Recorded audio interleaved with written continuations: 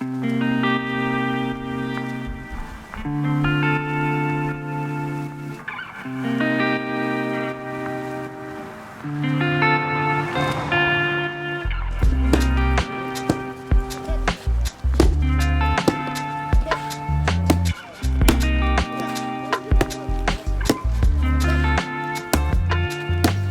started doing mochi in the 70s as a fundraiser for the youth community of the church. There were a lot of us kids that were helping out at the time, so we just kept helping out, and we still use the same equipment. We still do it in the same church, same location every year. So it gets steamed, it gets mashed in a granite bowl with mallets. And then once it's pretty smooth, there's no more grains, it comes in usually inside to an assembly line where people are pinching off and shaping it.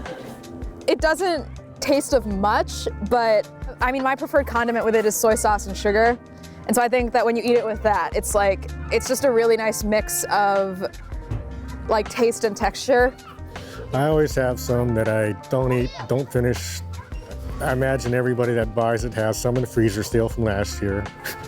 Mochi has been traditionally one of the events that I've had in Japan for many, many centuries. We never did this before the war as a group like this with the church. It was done mostly community within the community. Different homes made their own. This year we're pounding 400 pounds of raw rice. And we wash that 3 days before, soak it for a couple of days, and then they get ready to do what they're doing right here, right now. They steam the rice with old traditional cookers. Some of the boxes that they steam the rice in came from Japan. Some were made here also. We use a rice grinder still partially just to help speed up the process. We don't fully grind the rice. We just grind it just enough so it saves a little bit of time and effort of doing the pounding, and we finish pound it. We had the usu, which is the granite bowl. I had one friend that once they saw that, they said, "Oh, we have one like that. It's our dog's water bowl." So this stuff was around, and it had been not in use, so a lot of times people didn't know what it was for, but now we kind of brought it back. We make the mochi every year just before New Year's. Yeah. And we hope that the kids will come back to help make it.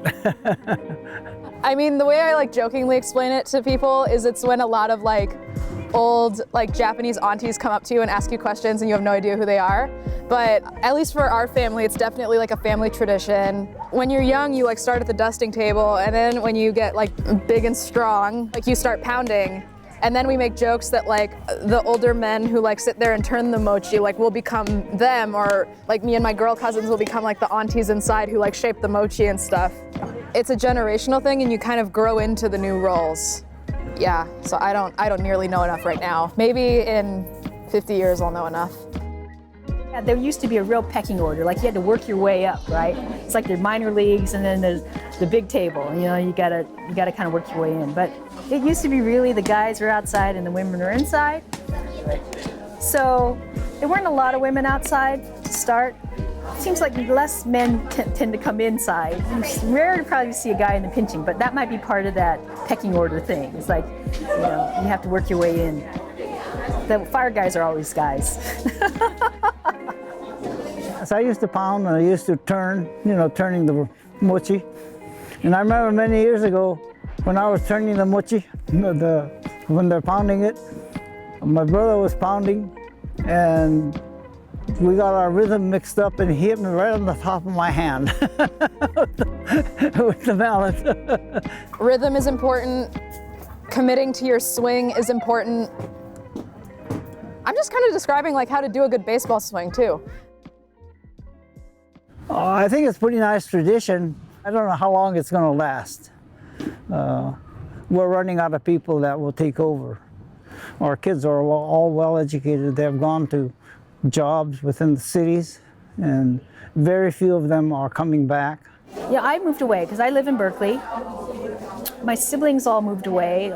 mochitsuki is a great time to come home because you know that other people come home too, and also to connect across generations. So you can have, like, I'm a sansei, so you might have a nisei that you're talking to, or have a yonsei or a gosei even. It's interesting, and the young kids get an education about sort of what this is and how it's made, and I don't think it's very common. Especially, I think, to all the people who do it year after year, it's such like a big event.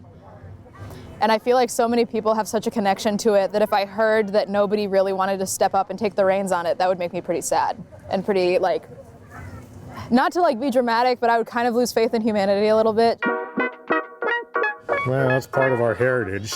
There's a lot of new generations that really don't know about this in our culture. Even the community will come out and participate, so something we've just done in the past and we just keep doing it. It's just another step forward each year.